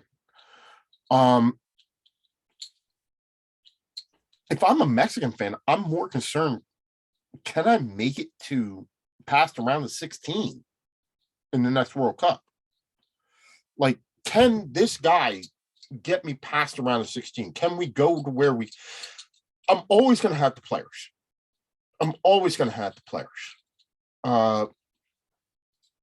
Even in Canada, you got to say, as great as this generation is, full credit to Canada. I called up my stepfather, who's from Montreal, on Sunday and congratulated him.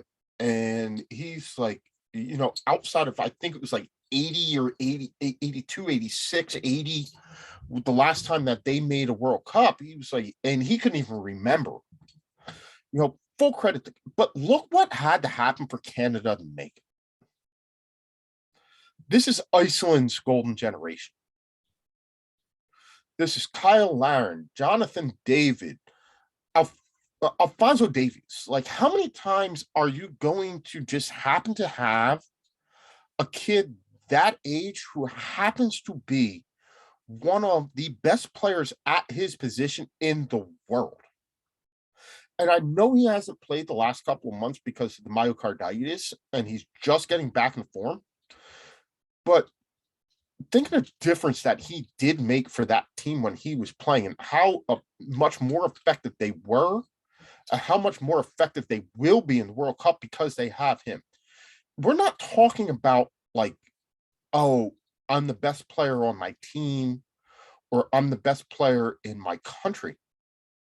Alphonso Davies is recognized as one of the best players at his position in the entire world. Yeah, no, I mean, I agree with that.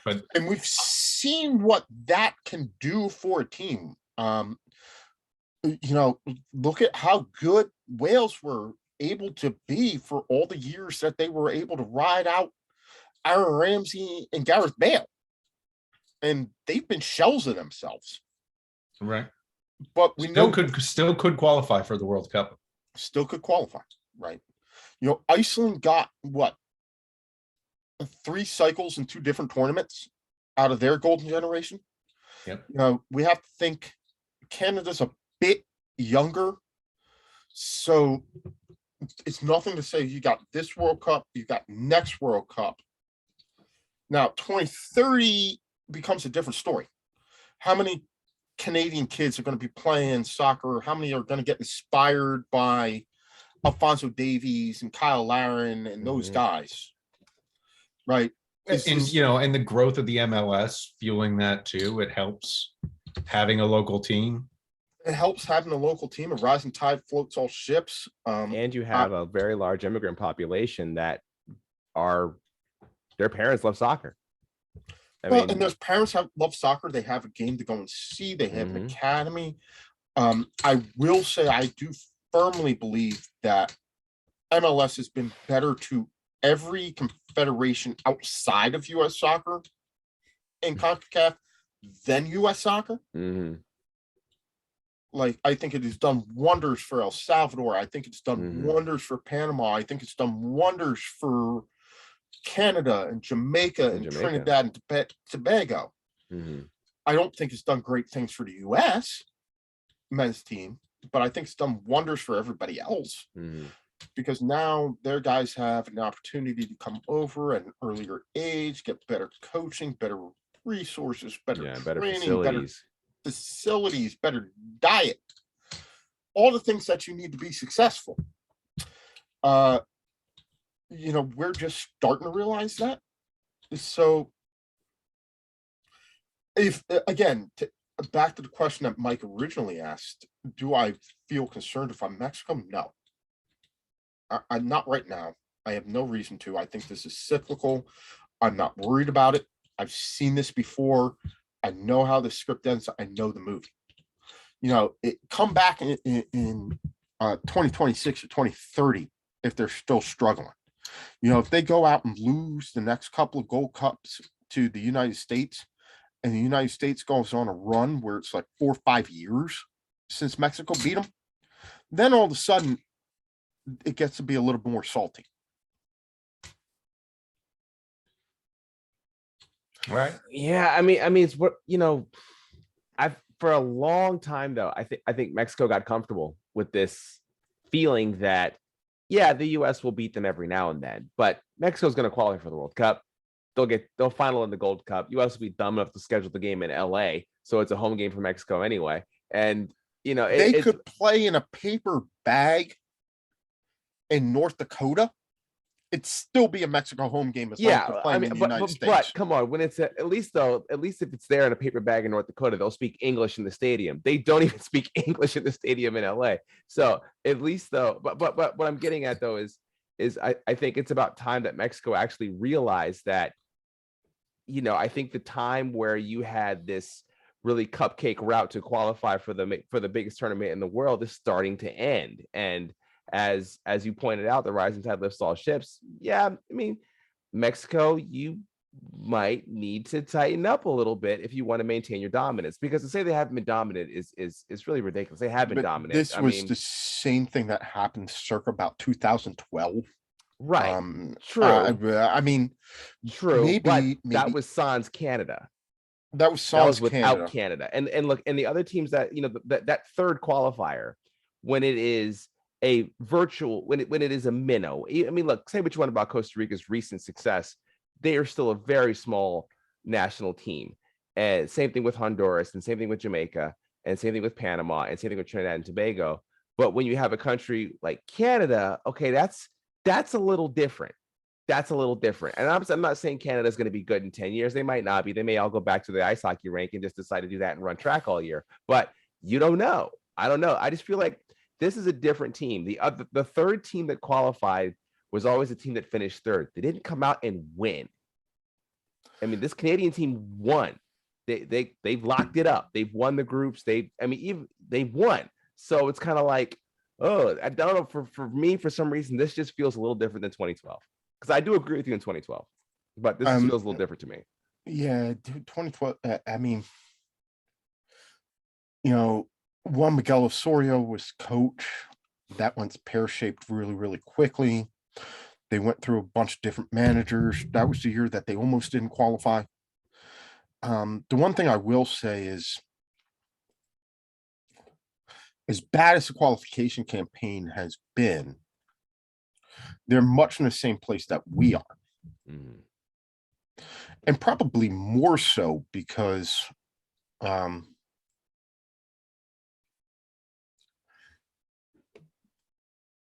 all they have to do is win or not draw, and they're good. They're automatic qualifiers. Like there's very little shot that they won't, and job done, you know. And once you get to the World Cup, qualifying's out the window. You know how I mentioned earlier that the US was 13, Mexico's 12. So clearly they're going to be in pot 2. I'm not going to lie to you. If you asked me what CONCACAF team do you think is going to do best in this World Cup, I'd probably say Mexico. The question about Mexico isn't like, can they get through the World Cup? And we'll see next week when we talk about the World Cup draw. The question with Mexico is not, remember, this is a team that 4 years ago beat Germany. Mhm. The question with Mexico and what their fans are looking for is not 2 questions. Can you beat America? And can you get through the last 16? Can you get to the last 16 and win the game? So I know Mike wants to talk lower leagues. Always do. Before I get to lower leagues, there's one thing I want to bring up. Got to get that show together, Mike. Go ahead and get that recording gun. Send it to me. I got you. I'm trying to put this off and as much as I can because did either one of you see the article? And this is the last thing that we're going to talk about on this. Did either one of you see the article on the broadcast rights for MLS and how much they're struggling to figure that one out? Because I do want to touch on this. I know you sent it out, but I didn't. Yeah, I didn't get a chance to read that. Yeah. You want to table that till next week, or how about you tease it and then we'll. Well, I do want to talk about this next week because apparently MLS is having trouble finding a broadcast outlet to buy the rights from the 2023 season onwards. They had cracked open the collective bargaining agreement to make sure that it went through this World Cup and through the 2026 World Cup so that they could secure this massive broadcast deal that they were going to without any threat of labor disagreements and labor strife. And they were asking for like $300 million. And right now it looks like they're not even going to get close. NBC looks like they're out. CBS Paramount looks like they're out. Fox, who's been broadcasting them forever and a day, looks like they're out. TNT Turner just bought U.S. men's national team, which we also got to talk about because that's going to impact how we watch those games. They may be out. ESPN is saying your ratings are awful. We were getting 150,000 people for your best rated game on opening weekend. We're not fitting to pay that. And yeah. So, Stead, we got to talk about the fact that the Turner broadcast one for the U.S. men's national team, Turner, HBO Max, and Discovery Plus. So we need to buy another streaming service just to watch U.S. men's national team matches. Yeah, we gotta. Yeah, no. I already got HBO Max. We're covered on this one. That's true. I'm just so angry that I still have to pay for my cable, Discovery considering Plus. that everything. I'm just worried that everything I watch on television seems to be on a streaming service, and yet I'm still paying for cable every month. Like, why am I paying for this when like everything I watch is not on cable? Yeah, but I pay for cable for the entry fee to be able to buy. I think the thing is you pay for cable as the entry fee to be able to stream the services that you want because they're not going to just give you internet. Yeah. Or it's America and it's 2022. One person buys cable and shares it with 15 people. Right. Yeah, even Netflix has started to get hip to that. All right. We'll get somebody to get the article out so that we can actually talk about that hopefully next week. I will set aside time because it actually is a really interesting story and I do want to keep track of this because MLS is at that critical juncture and this was supposed to be their big national TV broadcast one, and it looks like it may not happen for them, and that could be big. But since nobody studied up on that, Mike, we got a couple of minutes left. Talk about the lower leagues. You're such a teacher, dude. It's like, well, I guess I'm just gonna have to put on a movie because nobody read the book. Well, that's exactly what it is. Yeah. Nobody read the book that I wanted. Nobody did their homework, so I'm just gonna have to put on the video now. All right, let's get into lower leagues. I've got an organizing theme around this week, and it's never been relegated, right? And so I'm going to start off in the Premier League, because I want to just ask about Everton, right? Everton are they're in 17th, 3 points above the drop zone. They have 2 games in hand on Watford, and 3 on Leeds, who are right above them. Let's call it now. Everton are founding members of the Premier League and have never been relegated from the Premier League. They have an actually really big game against Burnley coming up next week. But then their schedule's Man U, Leicester, Liverpool, Chelsea, Leicester again, Brentford, and Arsenal. I'm nervous. For it. I think Everton actually goes down. We said this last week, before you got on. Like, we're extremely nervous. Not only are they one of the founding members of the Premier League, they are the second longest tenured team in the first division behind Arsenal. They haven't been relegated since the 50s. So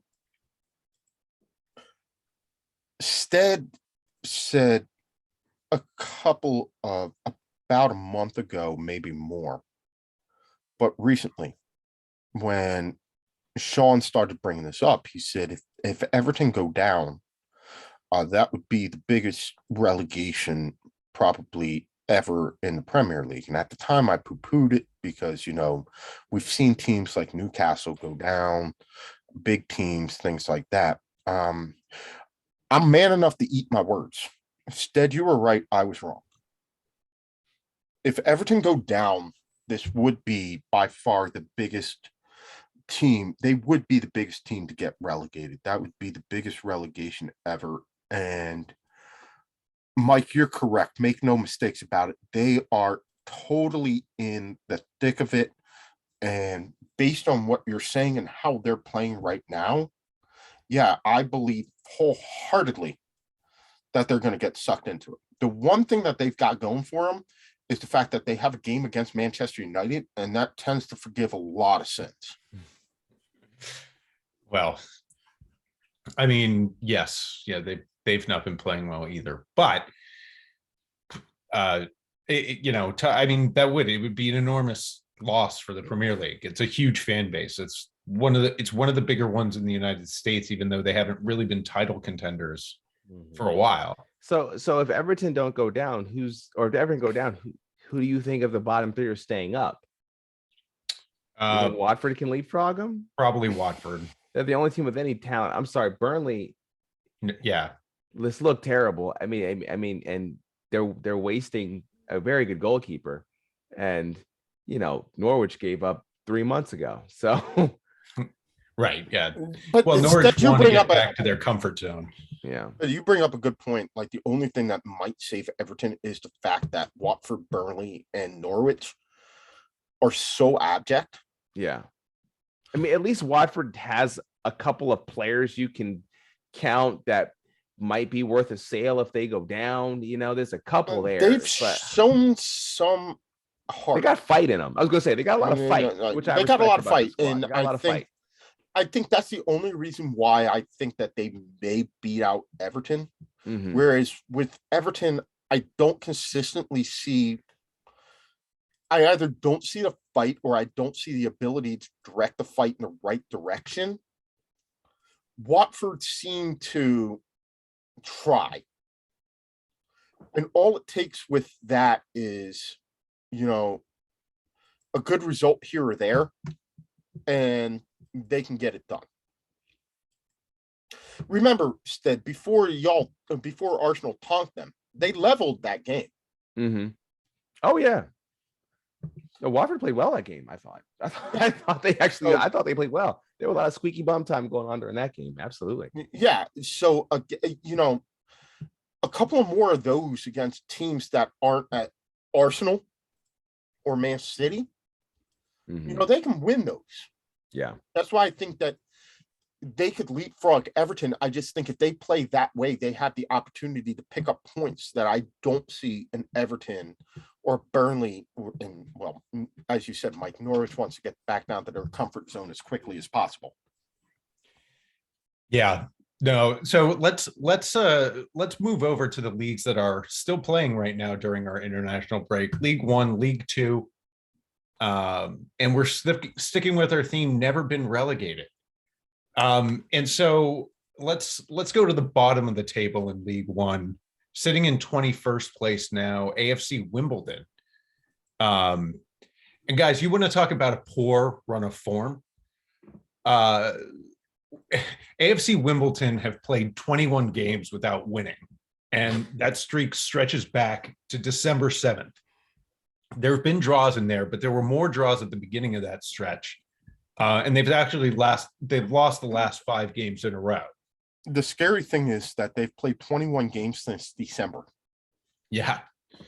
Yeah. I mean, well, that's lower league football. They AFC Wimbledon, they lost to Boreham Wood, actually, in they were one of the victims of Boreham Wood. But guys, AFC Wimbledon are a team that formed when the MK Dons moved to Milton Keynes. Mm-hmm. They were MK Dons are the old Wimbledon team. Mm-hmm. That's Robbie Earle's team.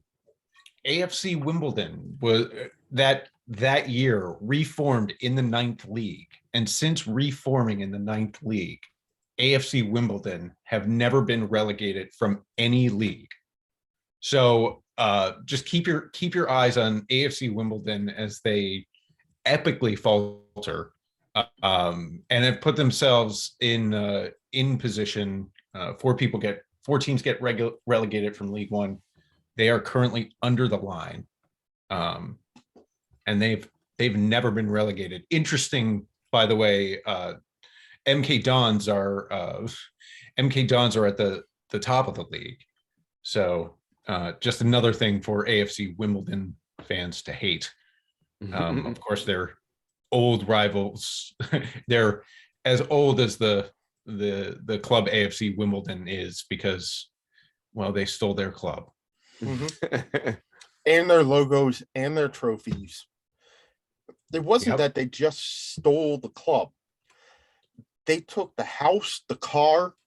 It's like when your wife leaves and she sells the motorcycle too. Yeah. No doubt. Stead, League Two, Forest Green remain on top, but I'm ready to call it. I'm ready to call it on the bottom. There's 7 games left in the year. But Scunthorpe are going down. They have shown no fight. No, and they're sitting 10 points down. You know, absolutely not. They're wait. So I wanted to do a little in memoriam for Scunthorpe. Scunthorpe, we hardly knew ye. Since joining the league from the various conferences in 1950, Scunthorpe have never been relegated from the league. This will be their first time playing non-league football in over 70 years. Scunthorpe are named the Iron, not the Irons, just the Iron. After An appliance. I was gonna say, have they run out of a laundry studio? Nope, they are the Iron. Their logo is like an I-beam. So, you know, Scunthorpe, we hardly knew ye. Not a really good performance this year, but it'll all be forgiven next year as you go down to the conference. Mm-hmm. And of course, Oldham Athletic, They won today. Actually, it was their first win in 5 games, but they too, founder members of the Premier League. And again, no Premier League team has ever been relegated from the Football League. And Oldham are still in a very poor situation as that goes. Sitting ahead of the drop zone now on goal differential, but the Stevenage, the team below them, have a game in hand. So, of course, you got to win those. It's true, but we got to get a report next week from London Sean, because he was a bit down on Exeter the last time we talked about them, and now they're sitting in second place with the Forest Green team that keeps stubbing their toe. So, hey, I'd love to see Exeter get that second qualifying spot. That'd be fun. I'd love to get a report from London Sean Land about that. Yeah, Exeter, great run of form, undefeated in 5. They've been slowly crawling their way up the table. Yeah. League 2 is getting tight. League 2 is really getting interesting. Really getting interesting. Which is what, like I had an impulse 2 or 3 weeks ago, but we didn't do lower league. Yeah. Because I was gonna call Forest Green winning it, but I'm glad that I did not make an ass out of myself in public like that. Yeah. No, a couple draws. They've been drawing a lot recently. But I still want to see Forest Green go up. Just absolutely. They're a team that came out of nowhere. They have a different philosophy. Let's see how far that goes. And that's the lower league report for this week. It's all about first time relegations. All right, man. Well, we'll get together and talk more lower league next week. After we're back to normal service. The Premier League, Bundesliga, Scottish League, all that stuff starts up again after the international break. Thankfully, we do not have another international break, I believe, before the end of the season. So straight on through, we've got Champions League, we've got Europa League, we've got FA Cup, we've got Deutsche Pokal, we've got Scottish Cups, Old Firms, a league split, any number of things coming up in the next couple of weeks. So all the more reason to stay tuned. And it's almost middle of May, which means that the MLS will have been playing for 2 months. Perfect time for Too Many Guys Soccer Show to do their MLS League preview. That's exactly what I was about to say. I was like, maybe we can do a league preview finally, because I think we may have a good idea that we can actually see who's going to actually shake out of this. Because don't ask me in February. No, we're not going. We are not dumb enough to do a league preview of MLS before the league starts, simply because there's no way to handicap something like that before it starts. Yeah. So we'll be late, but I'd rather be late than never. Anyway, gentlemen, it has been an interesting week. Had a lot of fun with doing this. I'd like to thank Cheslea Mike, whom I'm going to see tomorrow. Make sure you make it on time. Dinner is at 7. I am leaving at 7:30. Be there or be square, or talk to me beforehand. You know me. Yeah, I know you. That's why I'm telling you, because you'll be late, and then you're gonna be SOL. Love you though, brother. Big thanks to Cheslea Mike, and of course, big shouts out to producer Stead for keeping the show running, playing my foil, doing all that dirty behind the scenes production work that nobody wants to do. We love you, brother. It's been fun, gentlemen. Let's do this again next week. For Cheslea Mike, and the rest who weren't on, London, Sean, Los, Coach G, Coach Matt, British Will, Professor Matt, British Rob, Larry the insurance guy, And of course, producer Stead. I'm Mike. This has been the Too Many Guys Soccer Show. We did all right this week, and we'll try and do better next.